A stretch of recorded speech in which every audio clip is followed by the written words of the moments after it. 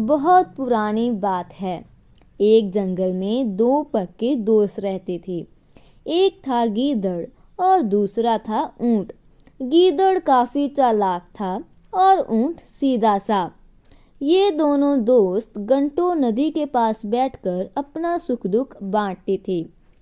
दिन गुजरते गए और इनकी दोस्ती गहरी होती गई।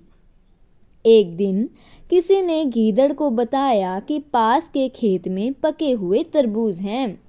यह सुनते ही गीदड़ का मन ललचा गया, लेकिन वो खेत नदी के पार था।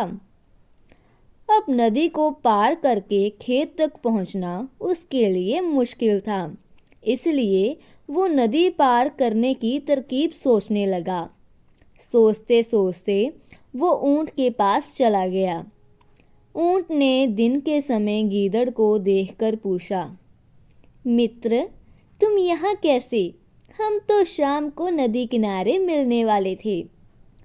तब गीदड़ ने बड़ी ही चालाकी से कहा, देखो मित्र, पास के ही खेत में पके तरबूज हैं।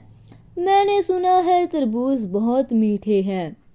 तुम उन्हें खाकर खुश हो जाओगे, इसलिए तुम्हें बताने चला आया। ऊंट को तरबूज काफी पसंद था। वो बोला, वाह, मैंने अभी उस गांव में जाता हूँ। मैंने बहुत समय से तरबूज नहीं खाए हैं।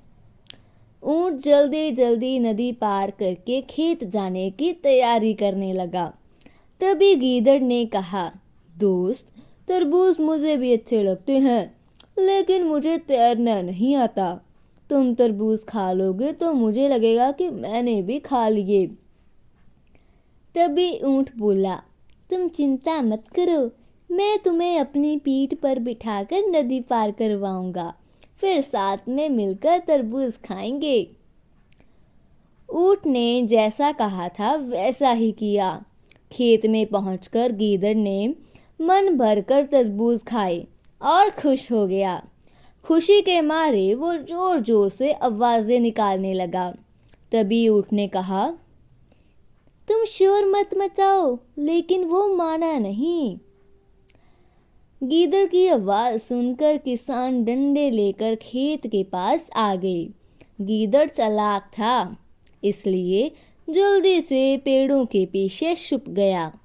ऊंट का शरीर बड़ा था, इसलिए वो छुप ही नहीं पाया। किसानों ने गुस्से के मारे उसे बहुत मारा। किसी तरह अपनी जान बचाते हुए ऊंट खेत के बाहर निकला। तभी पेड़ के पीछे छिपा हुआ गीदड़ बाहर आ गया। गीदड़ को देखकर ऊंट को बहुत गुस्सा आया और बोला, तुम इस तरह चिल्ला क्यों रहे थे? गीदड़ ने कहा कि मुझे खाने के बाद चिल्लाने की आदत है, तभी मेरा खाना पचता है। इस जवाब को सुनकर ऊंट को बहुत गुस्सा आया। फिर वो चुपचाप नदी की ओर बढ़ने लगा। नदी के पास पहुंचकर उसने अपनी पीठ पर गीदड़ को बैठा लिया। इधर ऊंट को मार पड़ने से मन ही मन गीदड़ खुश हो रहा था और उधर नदी के बीच में पहुंचकर ऊंट ने नदी में डुबकी लगानी शुरू कर दी। गीदड़ डर गया और बोलने लगा, ये क्या कर रहे हो तुम? गुस्से में ऊंट ने कहा, मुझे कुछ खाने के बाद उसे हजम करने के लिए नदी में डुबकी मारनी पड़ती है। गीदड़ को समझ आ गया कि ऊंट उसके किए का बदला ले रहा है। बहुत मुश्किल से गीदड़ पानी से अपनी जान बचाकर नदी किनारे पहुंचा। उस दिन के बाद से गीदड़ ने कभी भी ऊंट को परेशान करने की हिम्मत नहीं की। तो दोस्तों, इस कहानी से हमें यह सीख मिलती है कि चालाकी नहीं करनी चाहिए। अपने करने खुद पर ही बारी पड़ सकती है।